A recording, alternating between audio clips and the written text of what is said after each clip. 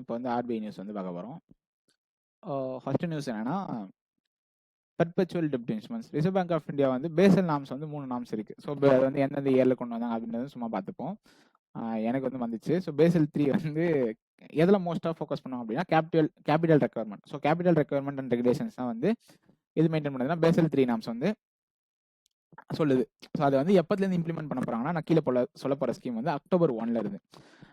என்னன்னா பெர்பெச்சுவல் டெப்ட் இன்ஸ்ட்ருமெண்ட்ஸ் அப்படின்னா என்னன்னா, அது ஒரு டைப் ஆஃப் டெப்ட் இன்ஸ்ட்ருமெண்ட்ஸ். இதுக்கு வந்து மெச்சூரிட்டி டைம் கிடையாது. அதான் என்ன சொல்லுவோம், பெர்பெச்சுவல் டெப்ட் இன்ஸ்ட்ருமெண்ட்ஸ் சொல்லுவோம். இதுக்கு இன்ட்ரெஸ்ட்டும் வந்து அன்லிமிட்டடாக பே பண்ணுவோம். ஏன்னா இதுக்கு தான் மெச்சூரிட்டி டேட்டே கிடையாதுல. எப்போ வேணாலும் நம்ம என்ன பண்ணிக்கலாம், க்ளோஸ் பண்ணிக்கலாம். ஸோ இதுக்கு டிஃபால்ட்டான ஒரு மெச்சூரிட்டி டேட் வந்து கிடையாது. ஸோ பிடிஐஸ் வந்து ஃபாரின் கரன்சியில் இஷ்யூ பண்ணுறாங்களா, அதாவது பெர்பெச்சுவல் டெப்ட் instruments that was issued in foreign currency shall be eligible in induction in Tier 1 capital. So Tier 1 capital, Tier 2 capital நம்மளுக்கு different types of capitals வந்து இருக்கும். ஒரு இன்ஸ்டிடியூஷன்லயே அசெட்ஸ் வந்து இந்த கேபிட்டல் வந்து இருக்கும். இதை வந்து என்ன பண்ணிக்கலாம்னா, இந்த Tier 1 கேபிட்டல்ல இன்க்ளூட் பண்ற PDI issued by Reserve Bank foreign currency வந்து நமக்கு எவ்வளவுதான் இருக்கணும், maximum 1.5% of the risk weight assets of the latest statement அப்படின்னு இருக்கும். ரிஸ்க் வெயிட் அசெட் அப்படின்னா என்னன்னா, RWAN அப்படின்னா ரிஸ்க் வெயிட்டட் அசெட்ஸ். அதாவது ஒரு இன்ஸ்டிடியூஷனுக்கு ஒரு அசெட்ஸ் இருக்கும். அந்த அசெட்டை நம்ம மெயின்டைன் பண்றதுக்கு ஒரு சில கேபிட்டல் வந்து தேவைப்படும். அந்த கேபிட்டல் ரெக்குயர்மெண்ட்டை பொறுத்து இப்போ ஒரு சர்டன் வேல்யூ ஆஃப் அசெட்ஸ் இருக்கு. அந்த அசெட்டை மெயின்டைன் பண்றதுக்கு நமக்கு அதிகமான அமௌண்ட் தேவைப்படுச்சுன்னா என்ன ரீசன், அது வந்து ரிஸ்க்ல இருக்குன்னு அர்த்தம். ஸோ அந்த மாதிரி ரிஸ்க் வெயிட்டட் அசெட்ஸ்ல 1.5% என்ன பண்ணிக்கலாம், பிடிஐஸ் இஷ்யூட் இன் ஃபாரின் கரன்சியை Tier 1 கேபிட்டலை இன்க்ளூட் பண்ணிக்கலாம் அப்படின்னு யார் சொல்லியிருக்கா, ரிசர்வ் பேங்க் ஆஃப் இந்தியா வந்து பேசல் 3 கேபிட்டல் ரெகுலேஷன்ஸ் வச்சு October 1ல இருந்து இதை இம்ப்ளிமெண்ட் பண்ணியிருக்காங்க. ஓகேவா? ஓகே. அடுத்து வந்து இந்த நியூஸ் என்னன்னு பார்த்தீங்கன்னா,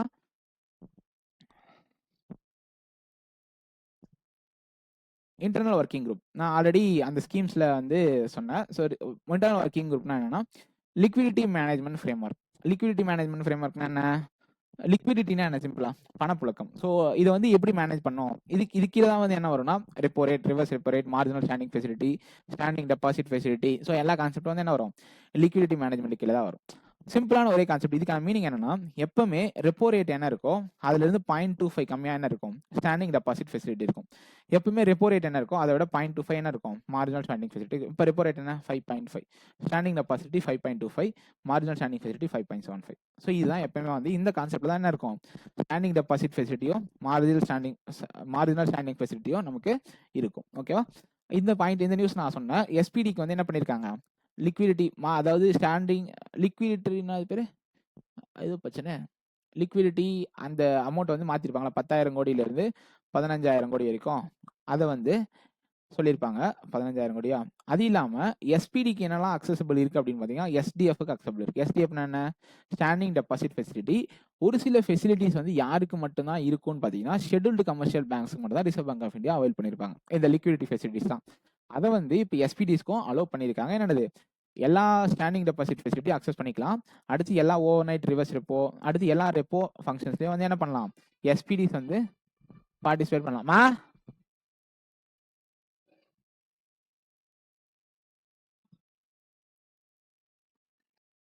ஓகே, எங்க இருக்கு, இங்க இருக்கு.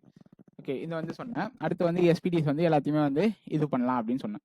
இந்த பாயிண்ட் என்ன அப்படின்னு பாத்தீங்கன்னா, இப்போ ஒரு பேங்க்கும் வந்து என்ன பண்ணும், கேஷ் ரிசர்வ் ரேஷியோ வந்து ரிசர்வ் பேங்க் ஆஃப் இந்தியா கிட்ட மெயின்டைன் பண்ணும். அதாவது அவங்க கிட்ட இருக்க டோட்டல் வேல்யூல 4% வந்து இம்ப்ளிமெண்ட் பண்ணணும். இப்போ ரீசெண்டாக மாறி இருக்கும், எனக்கு எக்ஸாக்டாக தெரியல.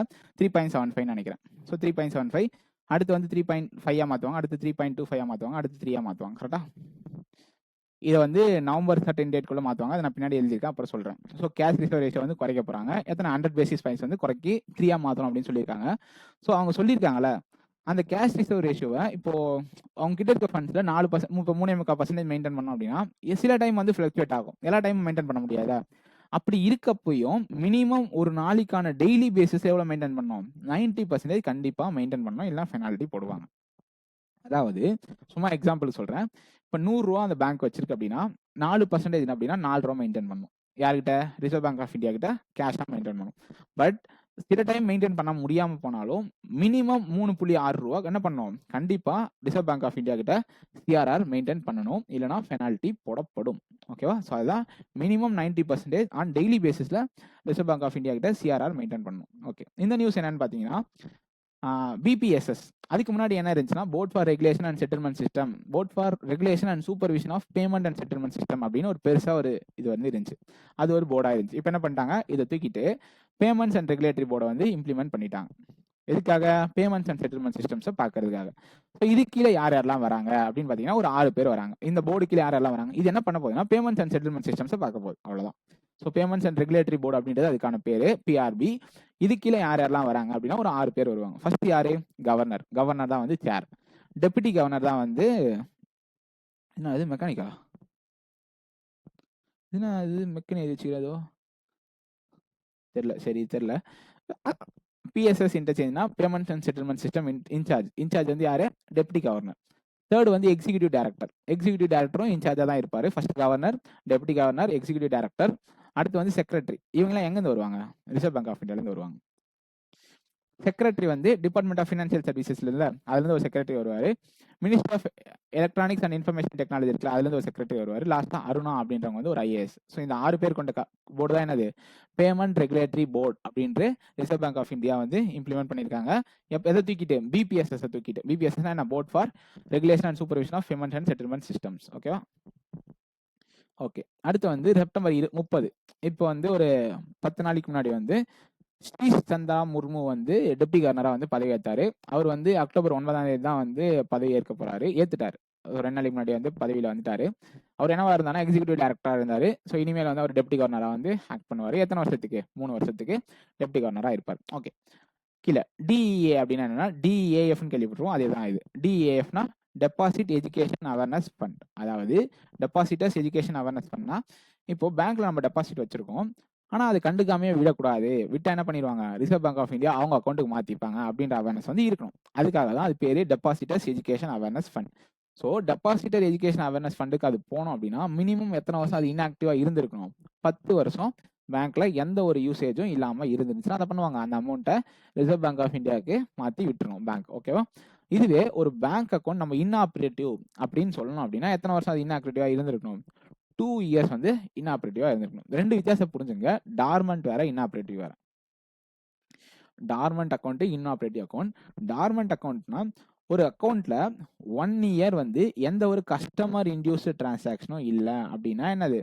இப்போ பேங்கே அமௌண்ட் போட்டுக்குது, பேங்கே இன்ட்ரெஸ்ட் போடுதுன்னா அது கஸ்டமர் இன்டியூஸ் டிரான்சாக்ஷன் கிடையாது. நம்ம போயிட்டு ஒரு கஸ்டமர் இன்டியூஸ் டிரான்சாக்ஷன் பண்ணிருக்கோம். அதில் பின்னாடி எழுதியிருப்பேன். நம்ம போயிட்டு ஒரு டிரான்சாக்ஷன் பண்ணிருக்கோம். ஏடிஎம்ல பேலன்ஸ் செக் பண்றதோ, இல்ல ஆதார் கார்டு நம்பர் மாத்துறதோ, பேன் கார்டு நம்பர் மாத்துறதோ, ஃபோன் நம்பர் மாத்துறதோ, ஏதோ ஒன்று பண்ணிருக்கோம். நம்ம போயிட்டு கஸ்டமரா இன் பர்சன்ல ஒரு விஷயத்த பண்ணல அப்படின்னா அது என்ன கிடையாது? கஸ்டமர் இன்டியூஸ் டிரான்சாக்ஷன் கிடையாது.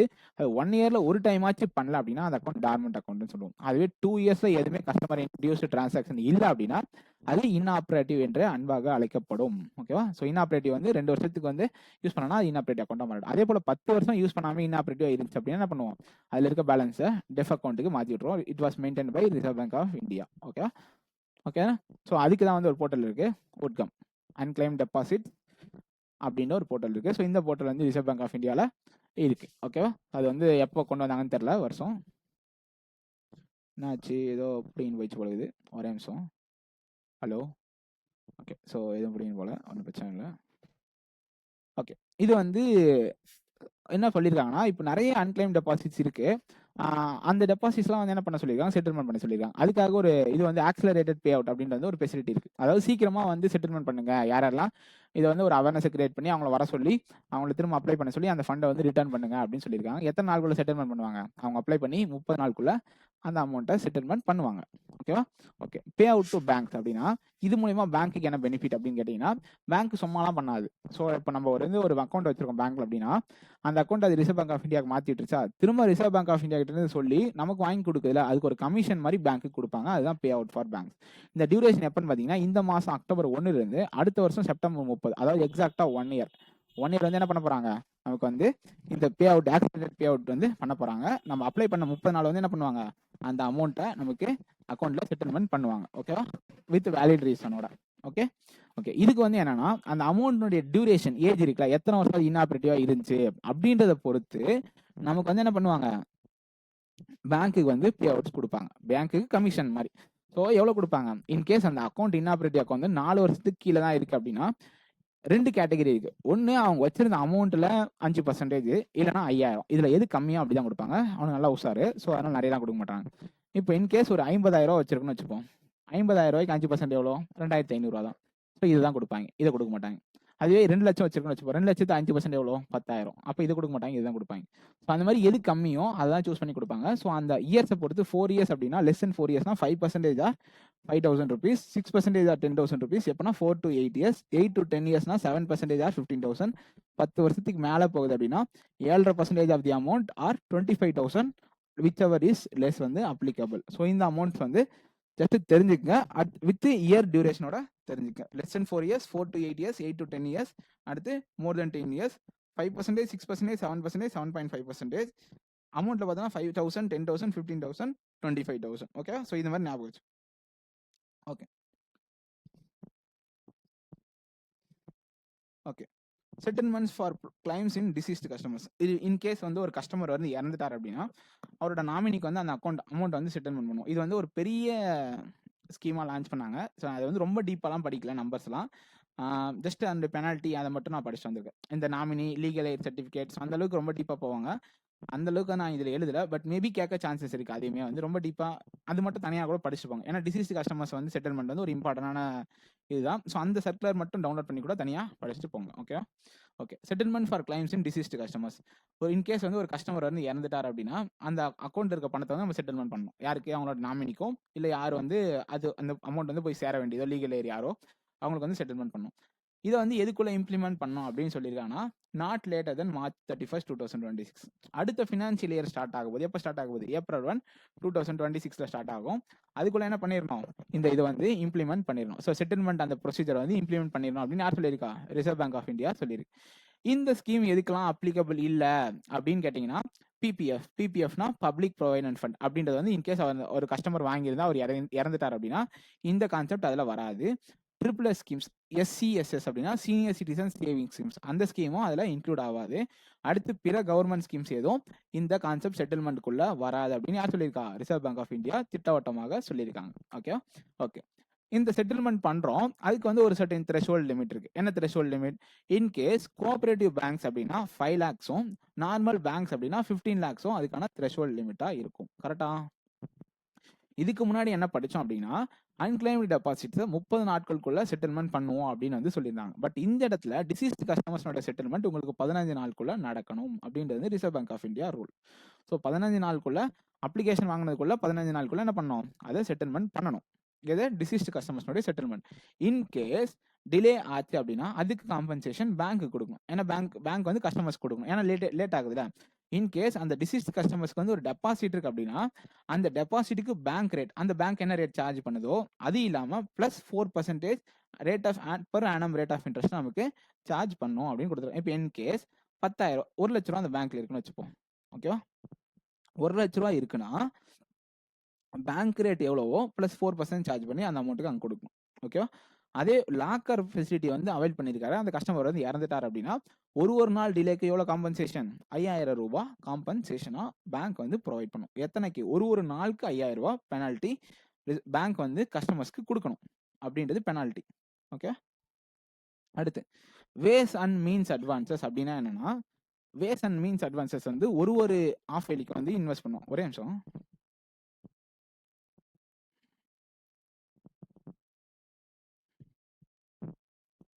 Hello. So ways and means advances என்னன்னா ஒரு ஆஃப் வேலிக்கும் வந்து நம்ம ரிசர்வ் பேங்க் ஆஃப் இந்தியா வந்து இதை செட் பண்ணும். ஓகேவா? இப்போ இந்த வருஷம் இந்த ஆஃப் வேலினா செகண்ட் ஆஃப் ஆஃப் 2025 to 26, அதாவது October 1 இருந்து March 31, 2026 வரைக்கும் ஒரு லிமிட் ஃபிக்ஸ் பண்ணியிருக்காங்க. என்ன லிமிட்? 50,000 கோடி. சிம்பிள். வேஸ் அண்ட் மீன்ஸ் அட்வான்சஸ்னா ஒன்றும் இல்லை. ரிசர்வ் பேங்க் ஆஃப் இந்தியா வந்து சென்ட்ரல் கவர்மெண்ட்டுக்கும் ஸ்டேட் கவர்மெண்ட்டுக்கும் என்ன கொடுக்கும்? அவங்களுடைய ஷார்ட் டேர்ம் ரெக்குவயர்மெண்ட்டுக்கு ஒரு லோன் ஃபெசிலிட்டி கொடுக்கும். அதாவது இப்போ வந்து ஒரு ரோடு கட்டாமல் இருக்கு, ஸ்டேட் கவர்மெண்ட்டுக்கு இவ்வளோ அமௌண்ட் தேவைப்படுது அப்படின்னா உடனே அந்த அமௌண்ட்டை கொடுக்கும். ஓகேவா? அதை ஓவர் டிராஃப்ட் ஃபெசிலிட்டிஸாகவும் கொடுக்கும், வேஸ் அண்ட் மீன்ஸ் அட்வான்சஸாகவும் கொடுக்கும். ஸோ 2 விதத்தில் வந்து இதை கொடுப்பாங்க. இதுக்கான லிமிட் வந்து 50,000 கோடி. இது ஆர்பிஐ எப்போ வந்து திரும்ப நியூ லோன், அதாவது திரும்ப ஒரு 50,000 கோடி எப்போ இனிஷியேட் பண்ணும் அப்படின்னு பார்த்தீங்கன்னா இந்த அமௌண்ட்ல 75% நம்ம யூட்டிலைஸ் பண்ணிட்டோம், ரிசர்வ் பேங்க் ஆஃப் இந்தியா வந்து யூட்டிலைஸ் பண்ணிருச்சு அப்படின்னா என்ன பண்ணுவாங்க? திரும்ப வந்து புது கன்சல்டேஷன் கவர்மெண்ட் ஆஃப் இந்தியா பண்ணி திரும்ப ஒரு நியூ லோனை வந்து இனிஷியேட் பண்ணுவாங்க. ஸோ எவ்வளோ யூஸ் பண்ணியிருக்கோம்? 50,000 கோடியில் 75% யூஸ் பண்ணியிருக்கோம். இது எதுக்காக கொடுக்குறது? ஸ்டேட் கவர்மெண்ட் சென்ட்ரல் கவர்மெண்ட்டுக்கு ஒரு ஷார்ட் டேர்ம் ரெக்குயர்மெண்ட்டுக்காக. ஓகேவா? அதாவது சடனாக வந்து ஒரு ரோடு போடுறாங்க, ரோடு தான் எனக்கு தெரியும், ரோடு போடுறாங்க அப்படின்னா டக்குன்னு காசு கம்மியாக இருக்குது அப்படின்னா என்ன பண்ணுவோம்? சென்ட்ரல் கவர்மெண்ட்டோ ஸ்டேட் கவர்மெண்ட்டோ ரிசர்வ் பேங்க் ஆஃப் இந்தியா கேட்டால் டக்குன்னு அந்த பணத்தை எடுத்து கொடுப்பாங்க. ஓகேவா?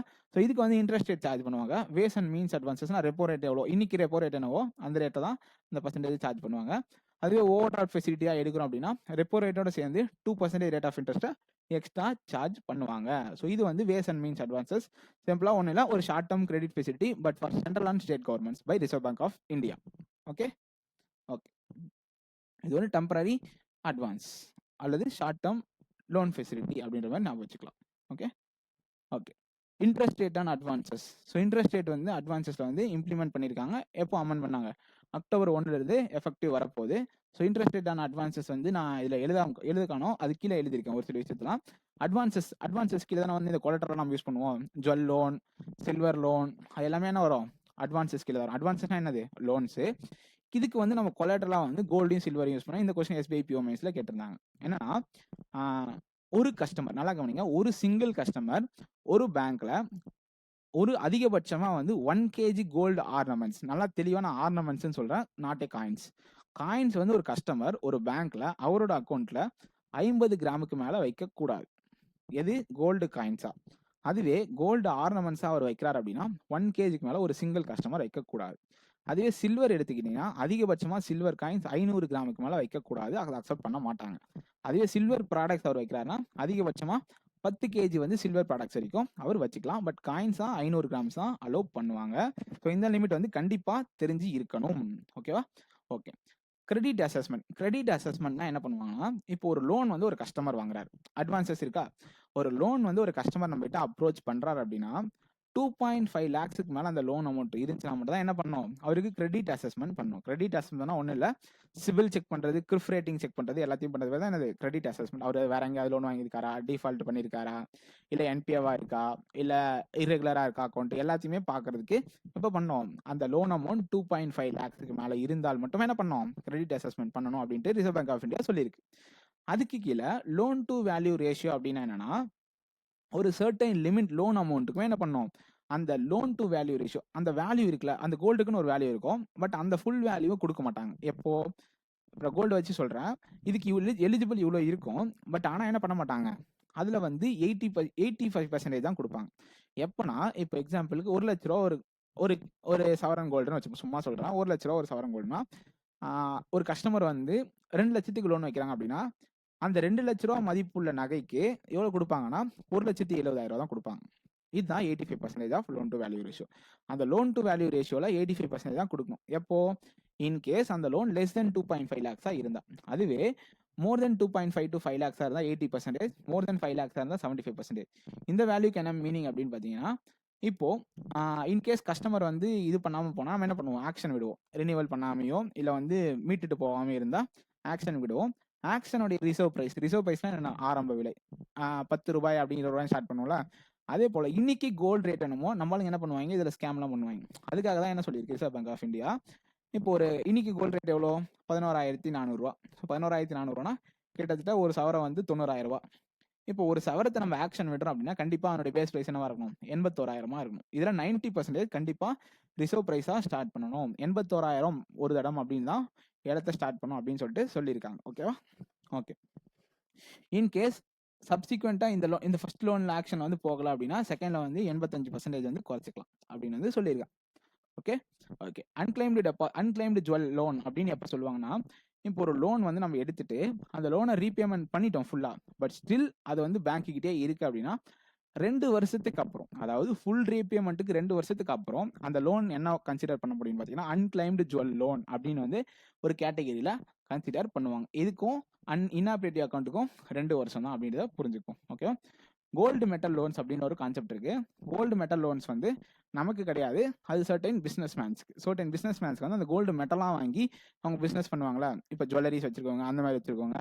ஸோ அந்த மாதிரிலாம் இருக்கவங்களுக்கு கோல்டு மெட்டல் லோன்ஸ் வந்து கொடுப்பாங்க. ஸோ கோல்டு மெட்டல் லோன்ஸ்னுடைய ரீபேமெண்ட் டென்யூர் வந்து இது வந்து ஆக்சுவலாக டிராஃப்டில் தான் இருக்குது. இன்னும் வந்து ஃபுல்லாக இம்ப்ளிமெண்ட் பண்ணால, இது ஜஸ்ட் அண்டர் டிராஃப்ட். ஸோ இது வந்து கன்சிடரேஷனில் இருக்குது. என்னன்னா 180 நாளுக்குள்ள ரீபேமெண்ட்டாக பண்ணியிருக்கணும். இன்னொரு விஷயம், புல்லட் ரீபேமெண்ட் அப்படின்னு ஒரு கான்செப்ட் இருக்குது ஜுவல் லோனில். புல்லட் ரீபேமெண்ட்னோட டென்யூர் வந்து 12 months, அதாவது 1 year. என்னன்னா நார்மலாக நம்ம லோன்ஸ் எப்படி ரீபே பண்ணோம் அப்படின்னா, மந்த்லி இன்ட்ரெஸ்ட்டை மந்த்லி பேமெண்ட் பண்ணுறப்போ, அதாவது இஎம்ஐ ஈக்குவேட்டட் மந்த்லி இன்ஸ்டால்மெண்ட் கான்செப்டில் பே பண்ணுறப்போ. பட் புல்லட் ரீபேமெண்ட்னா அப்படி கிடையாது. மொத்தமாக நீங்கள் இன்ட்ரெஸ்ட்டையும் பிரின்சிபலையும் சேர்த்து என்ன பண்ணிக்கலாம், ஒரு வருஷம் கடைசியில் செட்டில் பண்ணி க்ளோஸ் பண்ணிக்கலாம். அது பேர் தான் புல்லட் ரீபேமெண்ட். இது ஜுவல் லோன்ன்ற கேஸில் உங்களுக்கு 1 year அலோவ் பண்ணுவாங்க. ஓகேவா? So bullet repayment means 1 year. Okay, இந்த பயன் முடிஞ்சு. அடுத்து இந்த டென்யூர் வந்து 180 நாட்களாக இருந்துச்சு, அதை 270 நாட்களாக எக்ஸ்டெண்ட் பண்ணியிருக்காங்க. ஓகேவா? ஸோ இது வந்து கோல்டு மெட்டல் லோன்ஸ், இது ஜஸ்ட் அண்டர் டிராஃப்டில் தான் இருக்குது. ஓகே, ஸோ சூன் இம்ப்ளிமெண்ட் பண்ணுவாங்க. ஓகே, செக் ட்ரங்கேஷன் சிஸ்டம்னா ஒன்றும் இல்லை, ரியல் டைம் பேசிஸில் வந்து இதுக்கப்புறம் வந்து இது பண்ண போகிறாங்க. இத்தனை நாள் வந்து டே பேசிஸில் பண்ணுவாங்க. அப்போ T+3 டேஸில் வந்து கிரெடிட் பண்ணுறது. அதாவது நீங்கள் செக்கை கொடுத்த 3ஆவது நாட்டில் நீங்கள் யாருக்கு செக் கொடுத்துருக்கீங்களோ அவங்க அக்கௌண்ட்டில் கிரெடிட் ஆகிறதுக்கான சான்சஸ் இருந்துச்சு. பட் இப்போ வந்து என்ன பண்ணியிருக்காங்கன்னா ரியல் டைம் பேசிஸ். ரியல் டைம்னா என்னது, அன்னைக்கு கொடுத்தீங்கன்னா அன்றைக்கே செக்கை கிளியர் பண்ணி அன்றைக்கே உங்கள் அக்கௌண்ட்டில் கிரெடிட் கொடுப்பாங்க. இனிமேல் எப்போதுலேருந்து இம்ப்ளிமெண்ட் பண்ணுறாங்க, 2 பேஸாக நடக்க போது. ஒன்று October 4, இன்னொன்று January 3. ஓகேவா? ஸோ 2 பேஸில் நடக்கும் போது ஃபர்ஸ்ட் பேஸ் வந்து எப்போ முடியும்னா 7 PM முடியும். நல்லா இந்த பாயிண்ட் 2 மட்டும் புரிஞ்சுங்க. ப்ரெசன்டேஷன், அதாவது நம்ம ஒரு செக் வந்து நம்ம பேங்க்குக்கு வருதுன்னு வச்சுப்போம். நம்ம வந்து அந்த செக்கு கிளியரிங் சென்டருக்கு அனுப்புவோம். ஓகேவா? சிடிஎஸ்க்கு அனுப்புவோம், செக் கிளியரிங் சென்டருக்கு அனுப்புவோம். அவங்க அனுப்புறதுக்கான டைம் வந்து மார்னிங் 10 AM இருந்து ஈவினிங் 10 PM. இதுதான் சிங்கிள் ப்ரெசன்டேஷன் செஷன். அதாவது நம்ம ப்ரெசென்ட் பண்ணிட்டே இருக்கலாம். காலையில் 10 மணிலேருந்து சாயங்காலம் 4 மணி வரைக்கும் செக் அனுப்பிச்சிட்டே இருக்கலாம், அவங்க வாங்கிட்டே இருப்பாங்க. அதுக்கப்புறம் அவங்க எப்போ கண்டினியூஸாக ப்ரெசென்ட் பண்ணுவாங்க அப்படின்னு பார்த்தீங்கன்னா, அதை கன்ஃபர்மேஷன் பண்ணுவாங்கன்னு பார்த்தீங்கன்னா, காலையில் 10 மணிலேருந்து சாயங்காலம் 7 PM வரைக்கும். அதாவது சிங்கிள் ப்ரெசன்டேஷன் செஷன் வந்து 10லேருந்து 4 PM வரைக்கும் பண்ணலாம். கண்டினியூஸ் ப்ரெசன்டேஷன் அண்ட் கன்ஃபர்மேஷன் வந்து எப்போ பண்ணுவாங்க, காலையில் 10 மணிலேருந்து சாயங்காலம் 7 மணி வரைக்கும் பண்ணுவாங்க. இங்கே வந்து கொடுத்துருக்காங்க பாருங்க, கண்டினியூஸ் கிளியரிங் அண்ட் செட்டில்மெண்ட் இருக்குல்ல, ஃபர்ஸ்ட் பேஸில் வந்து 7 மணிக்கு முடியும். T+3 days கிடையாது. ஸோ 7 மணிக்கு வந்து கண்டினியூஸ் ப்ரெசன்டேஷன் வந்து முடியும், கிளியரிங் வந்து உங்களுக்கு முடியும். இன்னொரு ரூல் என்ன சொல்லியிருக்காங்கன்னா, இப்போ ஃபர்ஸ்ட் பிபிஎஸ்னா என்ன சொல்லியிருக்கேன், பாசிட்டிவ் பே சிஸ்டம். இது வந்து SBPOMSல இந்த கொஸ்டின் கேட்டிருந்தாங்க. பிபிஎஸ்னா என்னன்னா, இப்போ வந்து எனக்கு வந்து ஒரு கனரா பேங்க்ல அக்கௌண்ட் இருக்குன்னு வச்சுப்போம். நான் வந்து ஒரு கஸ்டமருக்கு லோன் கொடுக்குறேன், எக்ஸ்ன்ற கஸ்டமருக்கு வந்து ஒரு செக் கொடுக்குறேன். எனக்கு வந்து கனரா பேங்க் என்ன பண்ணியிருக்கோம், செக் புக் இஷ்யூ பண்ணியிருக்கோம். இந்த செக் புக்கில் ஃபில் பண்ணி எக்ஸ்ன்ற கஸ்டமருக்கு வந்து 5 lakhs கொடுங்க அப்படின்னு சொல்லிட்டு எழுதி இவங்ககிட்ட கொடுத்துட்டேன். இப்போ என்ன பண்ணுவான், எட்டு போய் எந்த பேங்க்ல வேணாலும் கொடுப்பான். இது கனரா பேங்காக இருக்கலாம், ஸ்டேட் பேங்காக இருக்கலாம், அடுத்து இந்தியன் பேங்காக இருக்கலாம், என்ன பேங்க் வேணாலும் இருக்கலாம். ஸோ அந்த பேங்க்ல கொடுத்தா என்ன பண்ணுவாங்கன்னா, அந்த செக்கை வாங்கி ப்ரொசீட் பண்ணுவாங்க. எங்கே அனுப்புவாங்க, அவங்களுடைய சிடிஎஸ்க்கு அனுப்புவாங்க.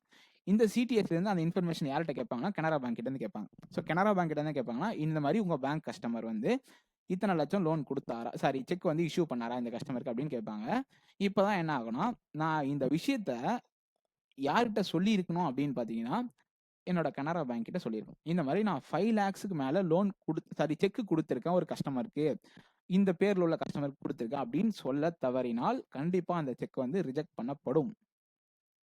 அதெல்லாம் எப்போ, இதுக்கு முன்னாடி இருந்தது பாசிட்டிவ் பே சிஸ்டம்லாம். இதுக்கப்புறம் பாசிட்டிவ் பே சிஸ்டம் சீன்லாம் கிடையாது.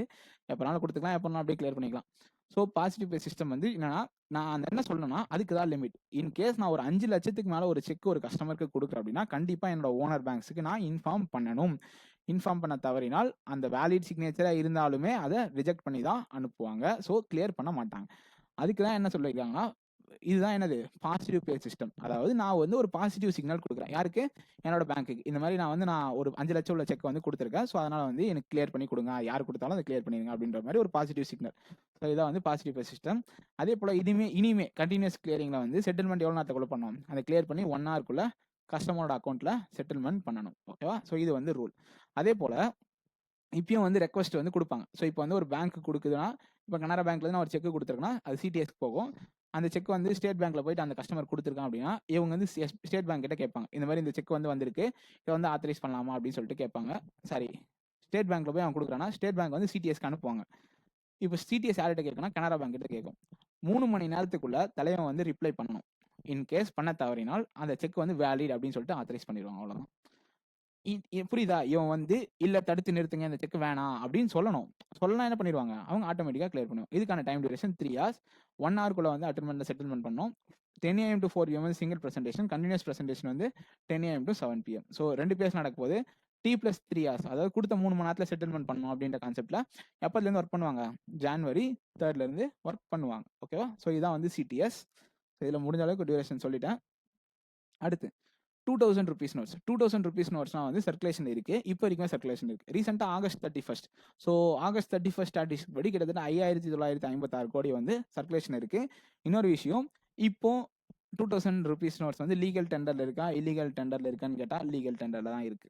ஸோ இன்னும் சர்க்குலேஷன் தான் இருக்கு. பட் அதை அக்செப்ட் பண்ணக்கூடாதுன்னு சொல்லியிருக்காங்க. But still it was continuous legal tender. Okay okay என்ன சர்க்குலேஷன் இருக்கு? 5956 crores வந்து சர்க்குலேஷன்ல இருக்கு. Okay okay payment aggregator capital requirement. So payment aggregator capital requirement வந்து நான் ஆல்ரெடி எக்ஸ்பிளைன் பண்ணிட்டேன். 15 crores வந்து அப்ளிகேஷன் இருக்கணும். 3 வருஷத்துக்கு அப்புறம் 25 crores வந்து ரெக்யர்மெண்ட் இருக்கணும். சாரி, மினிமம் நெட்வொர்த் வந்து இருக்கணும். ஓகே ஓகே அடுத்து IORS. IORSனா என்னன்னா interoperable regulatory sandbox. First regulatory சாண்ட்பாக்ஸ்னா என்னன்னா, இப்போ எப்படின்னா அது ஒரு இன்குபேஷன் சேம்பர் மாதிரி. இன்குபேஷன் சேம்பர்னா ஒரு விஷயத்தை நம்ம புதுசாக கண்டுபிடிக்கணும், டேரெக்டாக வந்து வெளில வந்து இம்ப்ளிமெண்ட் பண்ண மாட்டோம். எல்லா இடத்துலையுமே இது ஒரு லாஜிக் இருக்கு. புதுசாக பண்ணுறோம் அப்படின்னா அதை ட்ரையல் பண்ணுவோம், அடுத்து நிறைய ஃபீல்ட் ட்ரையல்ஸ்லாம் கண்டக்ட் பண்ணுவோம். ஸோ அந்த மாதிரி கண்டக்ட் பண்ணி தான் என்ன பண்ணுவோம், அதை ஃபர்தராக இம்ப்ளிமெண்ட் பண்ணுவோம். அதே போல தான் ரெகுலேட்டரி சாண்ட்பாக்ஸ். சாண்ட்பாக்ஸ்னா என்னன்னா ஒரு ரெகுலேட்டரி பாடிஸ்க்கும் தனித்தனியாக சாண்ட்பாக்ஸ் இருக்கு. இப்போ ரிசர்வ் பேங்க் ஆஃப் இந்தியானா தனியாக இருக்கு, செபினா செபிக் தனியாக இருக்கு. ஸோ அந்த மாதிரி ரெகுலேட்டரி சாண்ட்பாக்ஸ் தனித்தனியாக இருக்கு. அவங்களுடைய விஷயத்தை வந்து புதுசு புதுசாக கண்டுபிடிச்சா என்ன பண்ணிக்கலாம், அதில் ட்ரையல் பண்ணிட்டு அது சக்ஸஸ் ஆனால் அதை இம்ப்ளிமெண்ட் பண்ணிக்கலாம். அது போல தான் இன்டர் ஆப்ரபிள் சாண்ட்பாக்ஸ் அப்படின்னா, ரெகுலேட்டரி சாண்ட்பாக்ஸ் அப்படின்னா IORSக்கான ஃபுல் ஃபார்ம் என்ன, இன்டர் ஆப்ரபிள் ரெகுலேட்டரி சாண்ட்பாக்ஸ். இது ரீசெண்டாக என்ன பண்ணாங்கன்னா, என்னன்னா ஃபினான்ஷியல் ரெகுலேட்டரி பாடிஸ் இருக்கு, RBI, SEBI, pension fund regulatory development authority, insurance regulatory development authority, international financial service centre authority. So இவங்க எல்லாருமே சேர்ந்து இன்டர் ஆப்ரபிள், அதாவது நம்ம ஒன்றுக்குள்ள ஒன்று அப்படின்னு சொல்லிட்டு நம்ம சேர்ந்து ஒரு விஷயத்தை கண்டுபிடிப்போம் ஃபினான்ஷியல் சிஸ்டம்காக அப்படின்னு சொல்லிட்டு சேர்ந்துருக்காங்க. இது எதுக்கெல்லாம் டிக்கு போட்டிருக்கான்னு பார்த்தீங்கன்னா, இவங்க எல்லாருக்கும் தனித்தனியாக ரெகுலேட்டரி சாண்ட்பாக்ஸ் இருக்கு. பட் ஆனால் பென்ஷன் ஃபண்ட் ரெகுலேட்டரி டெவலப்மெண்ட் அத்தாரிட்டிக்கு இல்லை. ஸோ இவனுக்கு மட்டும் தனியாக என்ன கிடையாது, ரெகுலேட்டரி சாண்ட்பாக்ஸ் கிடையாது. பட் இன்டர் ஆப்ரபிலிட்டி ரெகுலேட்டரி சாண்ட்பாக்ஸ்ன்ற பேரில் எல்லாருமே சேர்த்து விட்டுருக்காங்க. ஸோ இவனே சேர்த்து விட்டாங்க, அவ்வளோதான் கதை. ஓகே ஓகே நெக்ஸ்ட் நியூஸ் வரும். நான் ரெகுலேட்டரி சாண்ட்பாக்ஸ் RBI வச்சு ஒரு நியூஸ் வரும். ஸோ அதை நான் தனியாக எக்ஸ்பிளைன் பண்ணுறேன். அடுத்து வந்து RBI வந்து டிசைட் பண்ணியிருக்கேன். என்ன டிசைட் பண்ணியிருக்குன்னு பார்த்தீங்கன்னா, strength and regulatory review mechanism. Regulatory review மெக்கானிசம்னா இப்போ ஒரு பேங்க்ஸ் வந்து அவங்கவுங்க தனித்தனியாக வந்து, ஒரு நிமிஷம்,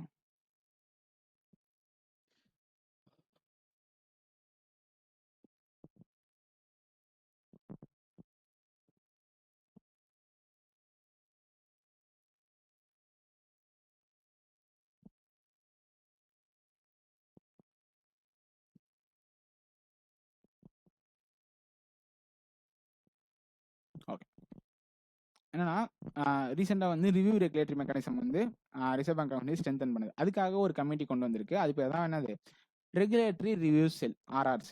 ஒன்றும் இல்லை, இப்போ ஒரு சர்டன் பேங்க்ஸ் இருக்கு, நிறைய பேங்க்ஸ் இருக்கு, நிறைய இன்ஸ்டியூஷன்ஸ் இருக்கு. அவங்க எல்லாரும் அவங்களுக்கு வந்து ஒரு ரெகுலேஷன்ஸ் வந்து ஃபார்ம் பண்ணிருக்காங்க. Banking regulations by central government of India, central bank of India.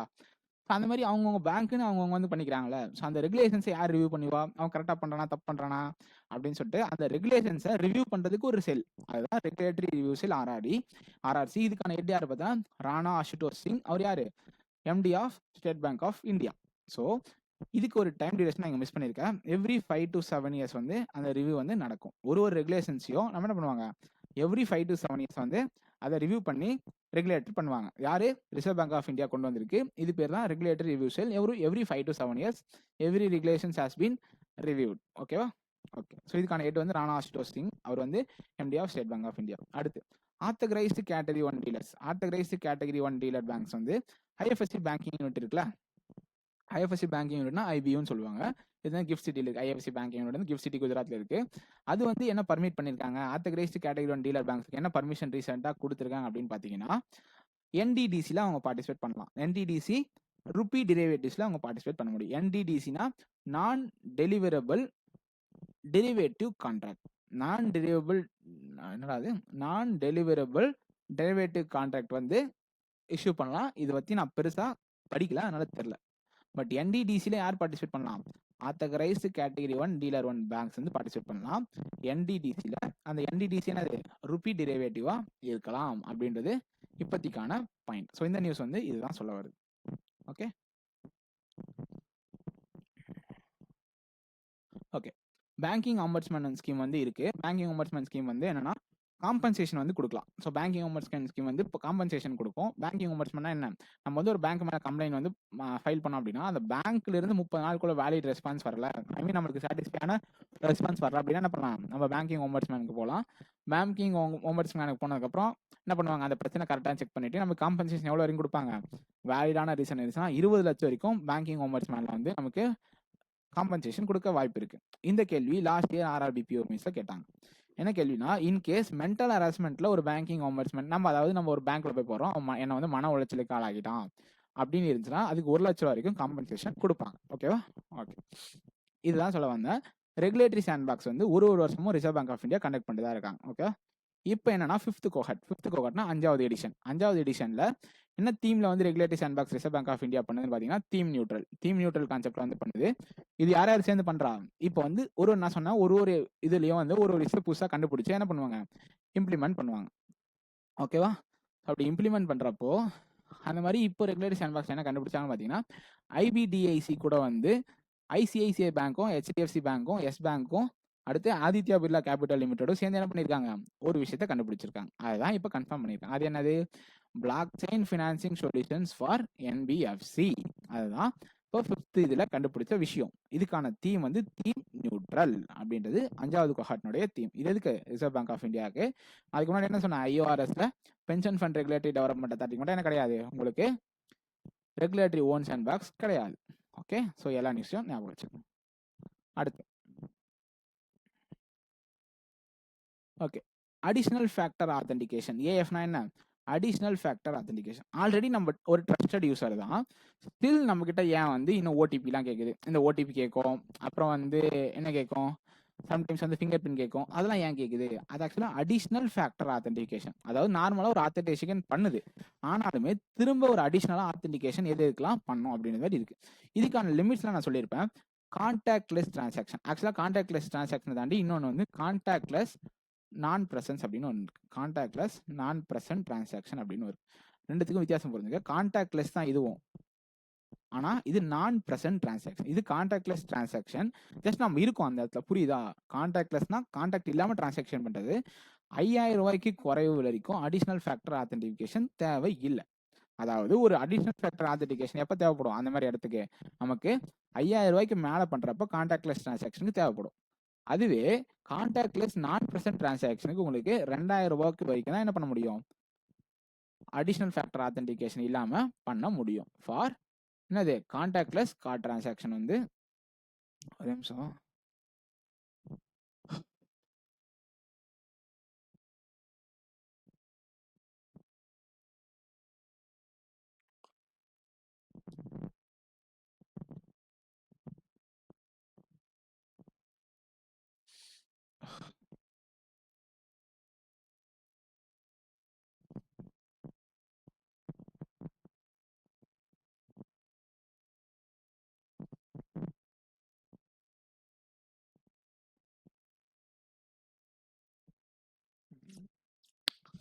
Okay, இது என்னன்னா கான்டாக்ட்லெஸ் இல்லை, கார்டு நான் ப்ரெசன்ட் டிரான்சாக்ஷன். கார்டு நான் ப்ரெசன்ட் டிரான்சாக்ஷனுக்கு லெஸ் தென் 2000 வரைக்கும் அடிஷனல் ஃபேக்டர் ஆத்தென்டிகேஷன் தேவை இல்லை.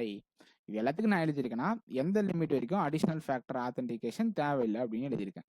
இ மேண்டேட் அப்படின்னா அடிஷனல் ஃபேக்டர் ஆத்தென்டிகேஷன் நல்லா எழுதியிருக்கேன். ஸ்டாண்டர்ட் டிரான்சாக்ஷன்ஸ் இது நிறைய இருக்கு. இ மேண்டேட்ல வந்து நம்ம நேஷனல் ஆட்டோமேட்டிக் கிளியரிங் ஹவுஸ் படிச்சல, ஸோ அதெல்லாம் நிறைய கான்செப்ட் இருக்கு. பட் ஸ்டாண்டர்ட் டிரான்சாக்ஷனுக்கு இ மேண்டேட்டுக்கு என்ன தேவையில்லை? Less than 15,000 additional factor authentication தேவை. கான்டாக்ட்லெஸ் அப்படின்னா 5000 வரைக்கும் தேவையில்லை. கார்டு நாட் ப்ரெசன்ட் சிஎன்பி டிரான்சாக்ஷனுக்கு லெஸ் தென் 2000 வரைக்கும் தேவை இல்லை. எது தேவையில்லை? ஏஎஃப்ஏ தேவையில்லை. அதுவே மியூச்சுவல் ஃபண்ட்ஸுக்கு, இன்சூரன்ஸ் அந்த மாதிரிலாம் நம்ம பேமெண்ட்டுக்கு எவ்வளோ தரீங்க ஆத்தென்டிகேஷன் தேவையில்லை? 1 lakhs வரைக்கும் ஏஎஃப்ஏ தேவையில்லை. அதுவே அதுக்கு மேலே என்ன பண்ண தேவை? அடிஷனல் ஃபேக்டர் ஆத்தென்டிகேஷன் வந்து நமக்கு கண்டிப்பாக தேவைப்படும். ஓகேவா? ஐயோ, அடுத்து ப்ரீபெய்ட் பேமெண்ட் இன்ஸ்ட்ருமெண்ட்ஸ். எப்படி ப்ரீபெய்ட் சிம் இருக்குது, அந்த மாதிரி ப்ரீபெய்ட் பேமெண்ட் இன்ஸ்ட்ருமெண்ட். அது மாதிரி முன்னாடியே நம்ம பேமெண்ட் பண்ணி ஒரு இன்ஸ்ட்ருமெண்ட் வாங்கி வச்சிருக்கோம், அதுதான் ப்ரீபெய்ட் பேமெண்ட் இன்ஸ்ட்ருமெண்ட். இதில் வந்து சர்டைன் லிமிட்ஸ் இருக்கு. ஓகேவா? ஸோ ப்ரீபெய்ட் பேமெண்ட்ஸ் இன்ஸ்ட்ருமெண்ட்ஸ் எந்தெந்த ஃபார்ம்லாம் இஷ்யூ பண்ணலாங்க? கார்டாக இஷ்யூ பண்ணலாம், ஒரு வேலட் ஃபார்மில் இஷ்யூ பண்ணலாம், ஆனால் ஃபிசிக்கல் வவுச்சராக அதை இஷ்யூ பண்ண முடியாது. அதுதான் பேப்பர் வவுச்சர்ஸ் இல்லைன்றதை போட்டிருக்கேன். ஸோ ப்ரீபெய்ட் பேமெண்ட்ஸ் இன்ஸ்ட்ருமெண்ட்ஸ் வந்து நம்ம கார்டாவோ வேலட்டாவோ இஷ்யூ பண்ணிக்கலாம். பேப்பர் வவுச்சர்ஸ் கிடையாது. ஓகேவா? ஓகே. இதுக்கு வந்து எந்த ஒரு இன்ட்ரெஸ்ட்டும் பே பண்ணப்படாது அப்படின்றத திட்டவட்டமாக சொல்லியிருக்காங்க. Okay okay. இதில் வந்து நிறைய கேட்டகரி இருக்குது. ஒன்று ஸ்மால் பிபிஐ, இன்னும் வந்து ஃபுல் கேசி பிபிஐ, அடுத்து கிஃப்ட் பிபிஐ, அடுத்து நிறைய இருக்குது. ஓகேவா? ஸோ அதில் ஃபஸ்ட்டு ஸ்மால் பிபிஐ அப்படின்னா அதிகபட்சமாக உங்களால் ஒரு மந்த்துக்கு 10,000 வரைக்கும் தான் அந்த வேலட்லேயோ அல்லது அந்த கார்ட்லேயோ லோட் பண்ண முடிஞ்சுன்னா அது பேர் என்ன? Small PPI. நல்லா கவனிங்க.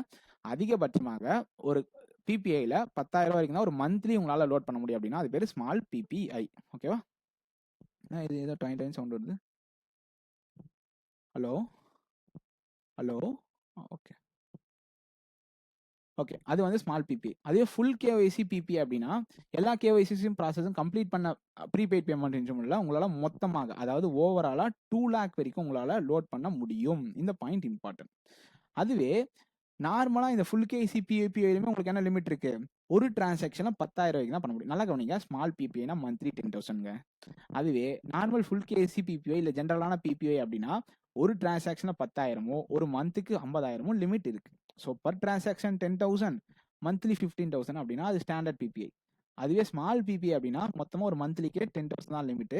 ஃபுல் கேஒய்சி லிமிட்டடில் ஃபுல் கேஒய்சி பிபிஐல மேக்ஸிமம் ஃபுல் லிமிட் எவ்வளோன்னு பார்த்தீங்கன்னா டோட்டல் லிமிட் ஓவரால் வந்து 2 lakhs வந்து ஓவரால் லிமிட். என்னடா இது? ஏதோ 20 சவுண்ட் அது. என்னடா வந்து 20? ஹலோ. இது வந்து ஃபுல் கேஒய்சி பிபி வந்து 2 lakhs லிமிட் இருக்கு. அடுத்து வந்து கிஃப்ட் பிபிஐ. கிஃப்ட் பிபிஐ அப்படின்னா என்னன்னா மேக்ஸிமம் 10,000. இப்போ எதிர்க்கு லிமிட் பார்த்தல எல்லாத்துக்குமே 10,000. ஸ்மால் பிபிஐக்கும் உங்களுக்கு 10,000 சொல்லியிருக்கேன். ஸோ ஸ்மால் பிபிஐ என்னது? கிஃப்ட் பிபிஐ ஒன்று தான். அதிகபட்சமாக 10,000 வரைக்கும் தான் கிஃப்ட் பிபிஐல இஷ்யூ பண்ண முடியும். கிஃப்ட் பிபிஐனா என்னது?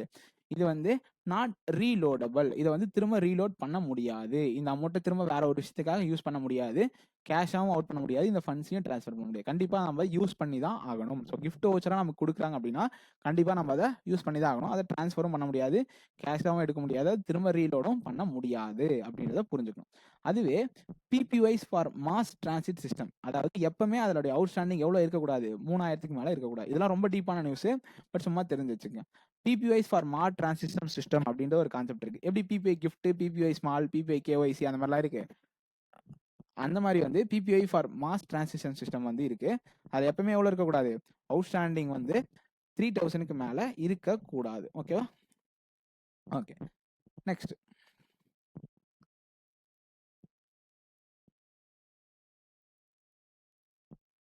Okay. UPI lite x. UPI lite கேள்விப்பட்டிருப்போம். யூபிஐ லைட்டெக்ஸ்னா ஒன்றும் இல்லை, நம்ம ஆஃப்லைனில் பண்ணுற டிரான்சாக்ஷன். யூபிஐ லைட்டெக்ஸ்னா நம்ம ஆஃப்லைனில் பண்ண டிரான்சாக்ஷன். ஒரு டிரான்சாக்ஷனுக்கு 500 ரூபா வரைக்கும் அலோவ் பண்ணோம். ஸோ யூபிஐ லைட்டெக்ஸ்னுடைய ஒரு டிரான்சாக்ஷன் லிமிட் வந்து உங்களுக்கு 2,000. அதே போல் மொத்த டிரான்சாக்ஷன் லிமிட் வந்து ஓவரால் டிரான்சாக்ஷன் லிமிட் வந்து 2,000 இருக்கும். ஓகேவா? ஸோ மேக்ஸிமம் ஒரு டிரான்சாக்ஷன் லிமிட் வந்து 500. ஓவராலாக டிரான்சாக்ஷன் லிமிட் எவ்வளோனா 2,000. ஓகேவா?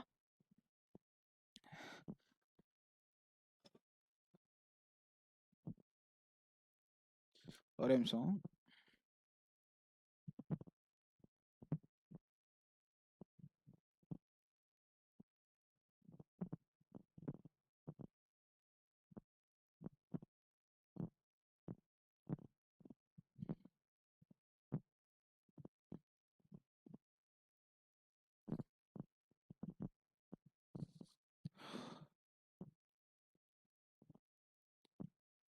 ஓகே. பர் டிரான்சாக்ஷன் லிமிட் வந்து 500.